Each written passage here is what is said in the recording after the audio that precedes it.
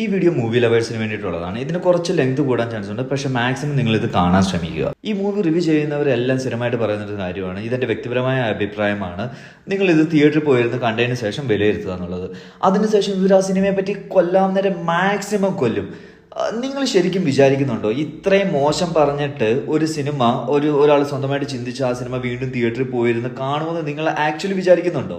നിങ്ങൾ ഇതെന്റെ വ്യക്തിപരമായ അഭിപ്രായമാണെന്ന് പറയുമ്പോൾ എനിക്ക് പലപ്പോഴും തോന്നുന്നത്, നമ്മുടെ ഈ സിനിമ തുടങ്ങുന്നതിന് മുമ്പ് ഒരു ആഡ് കാണിക്കുന്നില്ല, smoking is injurious to health എന്നുള്ളത്.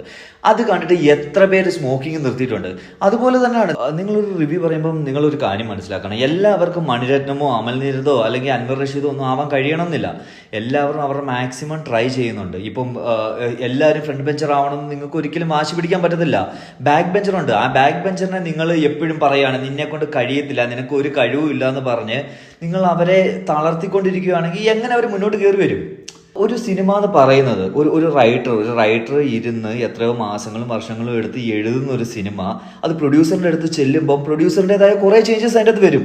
നമുക്കൊരിക്കലും പലപ്പോഴും അത് ആർക്കും ഫൈറ്റ് ചെയ്ത് ജയിക്കാൻ പറ്റത്തില്ല. കാരണം നമുക്ക് കാശ്, അൾട്ടിമേറ്റ്ലി നമുക്കൊരു സിനിമ ഇറക്കണം എന്നുണ്ടെങ്കിൽ നമുക്ക് കാശ് വേണം. അപ്പം നമുക്ക് അതിനൊരിക്കലും ഫൈറ്റ് ചെയ്യാൻ പറ്റത്തില്ല.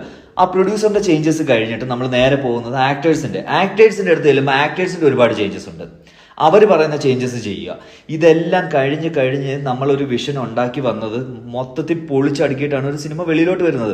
അപ്പോൾ പലപ്പോഴും പലരും ആഗ്രഹിക്കുന്ന രീതിയിൽ ഒരു സിനിമ പുറത്ത് വരണമെന്നില്ല. ഇനി എനിക്ക് റിവ്യൂവേഴ്സിൻ്റെ റിവ്യൂ കാണുന്ന ഓഡിയൻസിനോടാണ് പറയാനുള്ളത്, നിങ്ങൾ മാക്സിമം ഒരു 1 വീക്ക് കഴിഞ്ഞതിന് ശേഷം ഇവരുടെ റിവ്യൂസ് കാണാൻ ശ്രമിക്കുക. ഒരു സിനിമ നിങ്ങളുടെ മുന്നിൽ ഒരു ട്രെയിലർ വരുന്നുണ്ട്, ആ ട്രെയിലർ നിങ്ങൾക്ക് ഇഷ്ടപ്പെട്ടോ, ആ ട്രെയിലറിൻ്റെ അകത്ത് എന്തെങ്കിലും ഉണ്ടെന്ന് നിങ്ങൾക്ക് തോന്നുന്നുണ്ടെങ്കിൽ നിങ്ങളത് തീർച്ചയായിട്ടും സിനിമ തിയേറ്ററിൽ പോയിരുന്ന് കാണാൻ ശ്രമിക്കുക. അത് നല്ലതാണോ പന്നലാണോ എന്നുള്ളത് നമുക്ക് നമ്മുടെ മൂഡ് അനുസരിച്ചാണ് ഒരു സിനിമ നമ്മൾ എൻജോയ് ചെയ്യുന്നത്.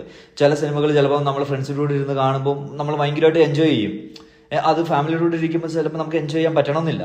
അപ്പം അങ്ങനെ ഒരുപാട് ഫാക്ടേഴ്സ് ഉണ്ട് നമ്മളൊരു സിനിമ എൻജോയ് ചെയ്യാൻ. അപ്പം നിങ്ങൾ മാക്സിമം സ്വന്തമായിട്ട് വിലയിരുത്താൻ ശ്രമിക്കുക. നിങ്ങൾ ഈ റിവ്യൂവേഴ്സിനെ മാത്രം വിശ്വസിച്ചിട്ട് സിനിമ കാണുന്നത് മാക്സിമം ഒഴിവാക്കാൻ ശ്രമിക്കുക. കാരണം അവർക്ക് അവരുടെ മൂഡിനനുസരിച്ചിട്ട് അവർക്ക് എന്ത് വേണേലും പറയാം, അവർക്ക് അതിൻ്റെ ക്യാഷ് കിട്ടുന്നുണ്ട്. പക്ഷെ നമ്മുടെ കാര്യം അങ്ങനെയല്ല.